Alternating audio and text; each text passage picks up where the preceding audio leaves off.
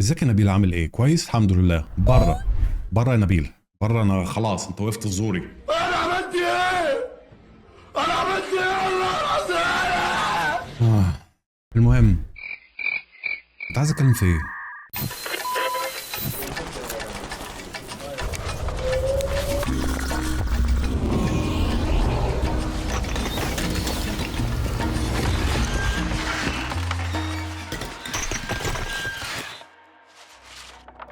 في ظهر يوم 24 نوفمبر 1971 في مطار بورتلاند في ولاية أوريجون، راجل شيك كده محترم في نص الأربعينات لابس بدلة سودا وقميص. ايه ده القميص ده؟ ايه القميص ده؟ ايه القميص ده؟ ايه القميص ده؟ لبسه حاجة عدلة.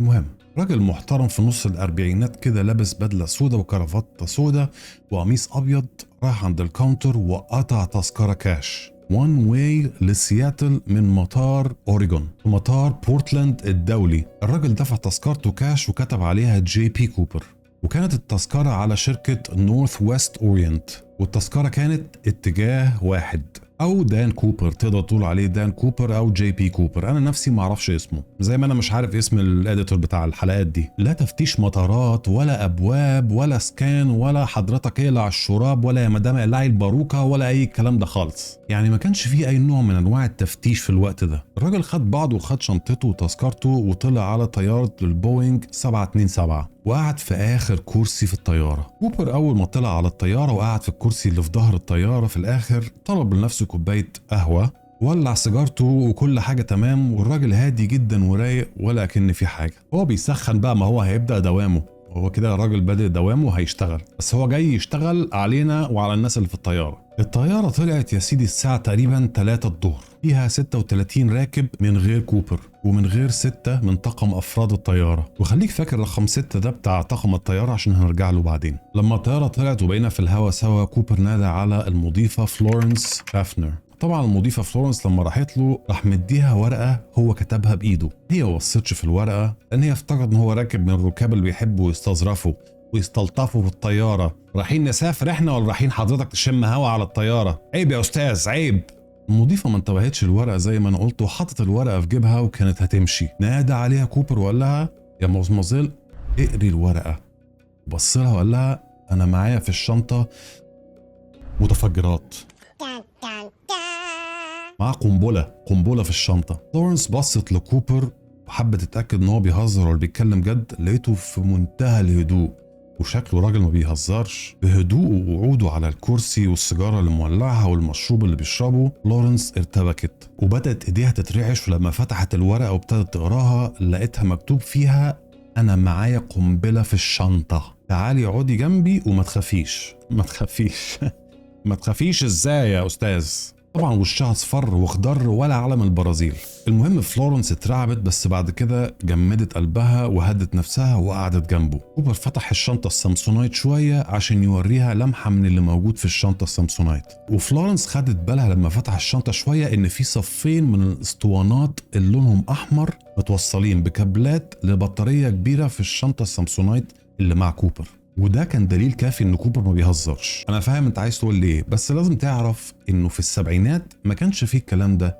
الناس كانت تشرب سجاير في الطياره عادي، تقوم ترقص عادي، تحط اي حاجه في الشنطه عادي. عشان كده بقى دلوقتي في المطارات الموضوع اتقلب 180 درجه. كوبر طلب منها بهدوء طلباته وقال لها ركزي معايا، دي طلباتي.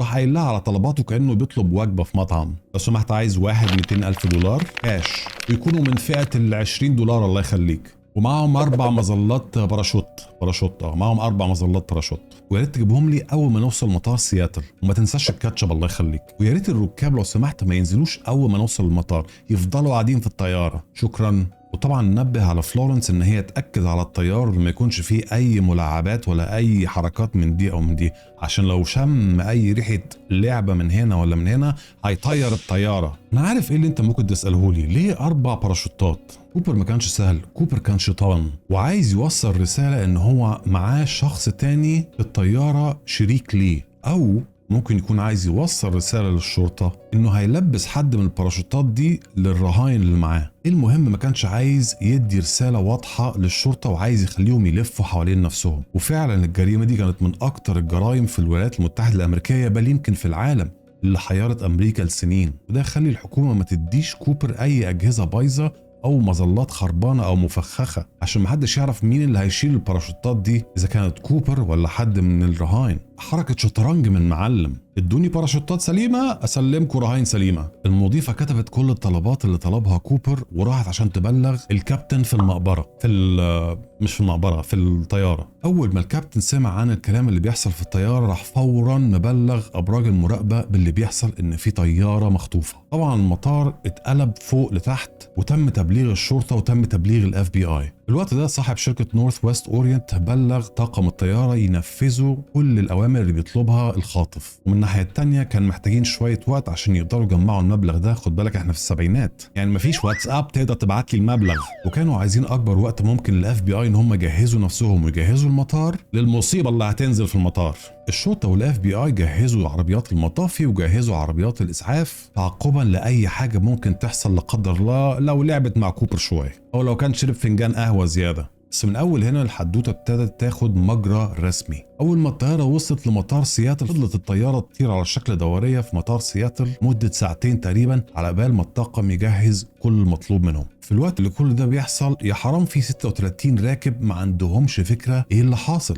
كل اللي ملاحظينه ان المضيفات مرتبكين لسبب ما، بس هم مش عارفين في ايه. ولما الركاب سالوا ايه سبب ان احنا قاعدين بقالنا ساعتين بنلف فوق سياتل، المضيفات ردوا وقالوا لا ده عطل فني بسيط ومفيش حاجه اكتر من كده. احد المضيفات تينا ماكولو قعدت جنب كوبر بطلب منه عشان تكون حلقه وصل بينه وبين الشرطه وبين الكابتن. تينا قالت للشرطه في الوقت ده اول ما قعدت جنبه لاحظت عليه هدوءه وبرود اعصابه، وان كوبر في وقت انتظاره كان عادي بيبص من الشباك وكان هادي جدا وبيتفرج على المناظر الطبيعيه ولا كأن في حاجه هتنفجر ولا في اي مصيبه. تينا قالت في المحاضر كمان ان كوبر كان بيهزر معاها وبيتكلم معاها هي منين واصلها منين، وهي ردت عليه قالت له انا من مينيسوتا. لما حاولت تينا ترد الهزار لكوبر وقالت له انت بقى منين، كوبر قفل الموضوع ولا يا ريت بلاش نكمل في الموضوع مش عايزين هزار.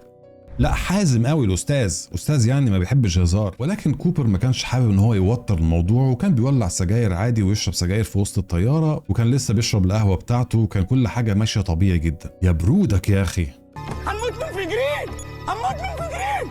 ياما ياما.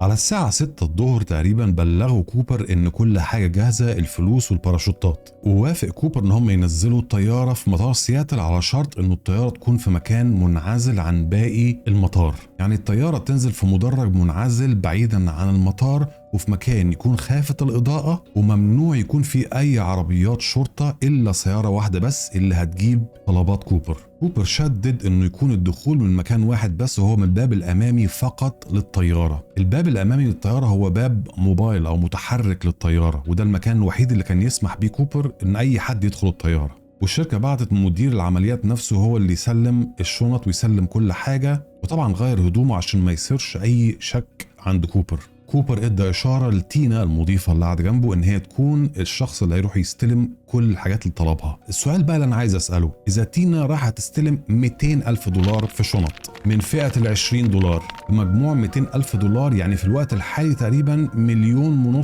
او 2 مليون دولار، دول يكون وزنهم قد ايه؟ انا مش عارف بس قولوا لي في التعليقات عشان عايز اعرف بجد. تينا بقى الله يديها الصحه راحت شالت كل الشنط والباراشوتات ورجعت على الطياره. لما رجعت تينا عند كوبر طلب منها تفتح الشنط وتوريه الغنيمه، الفلوس كلها. تينا رجعت عند كوبر وفتحت الشنط بناء على طلب كوبر، ولما كوبر شاف الغنيمه انبسط وكله بقى تمام وبدا يهزر حتى مع تينا ويقول لها اتفضلي خدي ما تتكسفيش، انت بتعزم عليها بطبق كشري من ابو طارق؟ يا برودك راجل بارد. وعليكي وعلى ريحتك المصننه. انا حاسس ان هم قاعدين بياكلوا في جاتوه وبيوزعوا فطوره فوق. المهم كوبر ما حاولش يأثر مع تينا وراح غامس بايده ب100,000 وحاول يديها وقال لها خدي يا تينا ما تتكسفيش، ده احنا عيله برضو. بس لا، تينا ردت عليه وقالت له لا والله يا عم داني احنا اسفين جدا بس ده ضد البوليسي بتاعت الشركه. يا ستي خدي الفلوس، انت بوليسي ايه وشركه ايه دلوقتي؟ بس دينا كانت خايفه تترفد من الشركه فحرام هي يعني صراحه ما قصرتش الست وما خدتش الفلوس. خايفه تترفد؟ لا والله موظفه. شفت الموظفين ونعم الموظفات. بعد ما كوبر استلم المبلغ وكله كان تمام، فعلا كوبر أوفى بوعده ونزل 36 راكب من الطيارة. لما ال 36 راكب نزلوا من الطيارة ما كانوش فاهمين ايه اللي بيحصل وليه كل المطافي وليه كل السيارات وفي ايه. اكتشفوا يا حرام بعد كده ان هم كانوا مخطوفين، وده يقول لك قد ايه في الوقت ده الناس فعلا والموظفين كانوا خايفين على كل الرهاين اللي في الطيارة، لدرجة ان هم ما قالوش لحد ان هم كانوا مخطوفين. الموضوع ما كانش سهل، وكل الفضل ده يرجع لكوبر لان هو اوفى بوعده وما اذاش حد. لو فكرت فيها كوبر مش عايز يأذي حد، فعلا التزم بكلمته. يعني خد منحنى شوية غريب، تحس ان هو بيسرق فلوس من الشركات وبيسرق فلوس من الاغنياء بس. مش غريبة الفكرة دي؟ ما بتفكركش بحاجة الفكرة دي زي روبن هود بيسرق بس من الاغنياء؟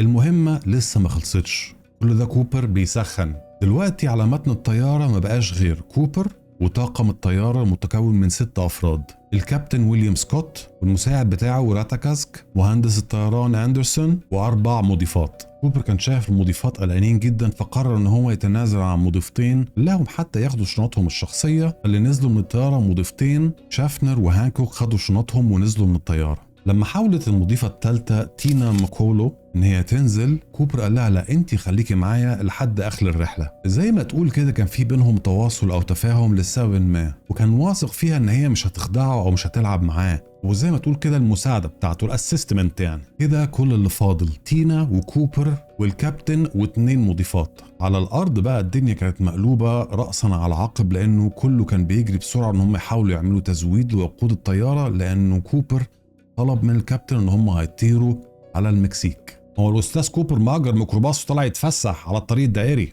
ولكن كوبر كان ابتدى يتعصب اكتر. ليه بناخد وقت طويل؟ وطلب من الكابتن ان هم ما يكملوش تحميل الوقود على الطيارة ويطيروا دلوقتي. الكابتن اقنع كوبر ان هو يطول باله شويه لان هم لازم في رحله زي كده ياخدوا كل البنزين، ولكن كوبر رفض وطلب من كابتن سكوت ان هم فورا يقلعوا. لما ابتدت الطياره تتحرك وابتدوا يطيروا، كوبر طلب من كابتن سكوت ان هم يطيروا ولكن بشروط. شروط ايه؟ هي فيها شروط؟ هنطير. كوبر طلب من الكابتن سكوت ان هم يطيروا على ارتفاع 10,000 قدم فقط، وده ارتفاع واطي جدا بالنسبه لاي طيران مدني، وبسرعه تقريبا 100 عقده، يعني حوالي 185 كيلومتر في الساعه، وكمان يخلي عجلات الطياره نازله ما يرفعهاش. واكد على كابتن سكوت ان الطياره ما تكونش مضغوطه، يعني الهواء فيها ما يكونش مضغوط عشان يسهل على كوبر انه يفتح الباب الخلفي. بصراحه طلبات غريبه جدا ومعقده، وكابتن سكوت بلغ كوبر انه طلباتك دي مش هتخلينا الوقود يكفي. كوبر فكر شويه في الموضوع وشاف انه كابتن سكوت عنده حق، ولو انه كوبر كان عايز حاجه اصعب من كده، كان عايز يخلي الباب الخلفي للطياره مفتوح، ولكن اعترض بشده كابتن سكوت وقال له لو عايز الباب الخلفي مفتوح واحنا لسه هنطير يبقى انا هقول لك ان احنا في مجال كبير ان احنا نوقع كلنا بالطياره. المهم كوبر فكر شويه مع تينا، وتينا مستنيه اوامر من كوبر. بعدين كوبر بلغ اوكي خلاص خلينا نطير والباب مقفول، انا هبقى افتحه في الهواء. واحد زي كوبر عارف كويس قوي ان هو مش هيوصل المكسيك، يعني خطته كلها متركزه ان هو لما يطيروا في الهواء هتحصل حاجه في الطياره، واظن كلنا عارفين ايه اللي هيحصل، او على الاقل ايه اللي هيحاول يعمله كوبر. الساعه 8 بالليل اول ما الطياره طلعت على اتجاه الجنوب او المكسيك، الحكومه ما ضيعتش وقت وطلعت طيارات F-106 طيارات مقاتلة ان هي تكون ورا الطيارة دي بمسافة بعيدة عشان يراقبوا الطيارة واذا كان في حد هينط من الطيارة ولا لا. الجو حواليهم في الوقت ده كان كله برق ورعد ومطر، بالك انت على ارتفاع 10,000 كيلومتر، والباب الخلفي كان موجود في طيارة بوينج 727، وعشان كده كوبر اختار الطيارة دي بالذات. بعد انطلاق الطيارة بنص ساعة كوبر طلب من تينا ان هي تروح تنضم للكابتن في غرفة الطيران، وبالفعل بعد ما تينا رجعت وانضمت للفريق بتاعها، كابتن سكوت ابتدى يلاحظ اللمض اللي عماله تنور والانذارات اللي عماله تنور في الطياره، انه في عدم ثبات هوائي في الطياره، وان في حد فتح الباب الخلفي للطياره، وده ملوش غير معنى واحد، ان الاستاذ جيمس بوند بتاعنا ينط من الطياره. السؤال اللي محيرني واللي محير ناس لحد دلوقتي، يعني ايه الجراءة اللي عندك ان انت تنط من طيارة الساعة 9 بالليل على ارتفاع 10,000 قدم من غير اي ادوات وتجهيزات ان انت تكون مهيأ ان انت تنط في جو بارد زي ده؟ 10,000 مع جو قارس وبارد جدا معناها ان درجة الحرارة بره صفر او يمكن تحت الصفر، ومعناها كمان ان الجو بره عتمه وكحل ومحدش شايف حاجه. واول ما طلعت الانذارات انه في حد فتح الباب الخلفي، بعدها ب10 دقائق كابتن سكوت بعت رساله في الميكروفون الخلفي للطياره وسال كل حاجه كويسه، اللي انت تمام، بس ما كانش فيه رد تماما. اللي احنا كنا متوقعينه حصل، ودي بي كوبر نط من الطياره. راح فين واختفى فين؟ هل هو عايش ولا هل هو ميت؟ محدش يعرف اللحظه دي ايه اللي حصل لدي بي كوبر، ولا هل ده اسمه الحقيقي ولا لا. وحتى الطيارات المقاتله اللي كان المفروض عينها تراقب الطياره نفسها ما كانوش شايفين اي حاجه في الضلمه والليل القاحد ان هم يشوفوا اي حد نط من الطياره ولا لا. في نظريات كتير بتقول ان كوبر كان عايش لفتره طويله وسنين طويله، في نظريات تانية بتقول ان كوبر مات على طول اول ما نط من الطياره. بس يهمني اعرف رايكم، تفتكر ان كوبر لسه عايش او كان لسه عايش لفتره طويله، ولا تفتكر ان كوبر مات اول ما فتح الباراشوت او اول ما نط من الطياره؟ وسيبوا لي رايكم، عايز اعرف رايكم ايه في الكومنتس.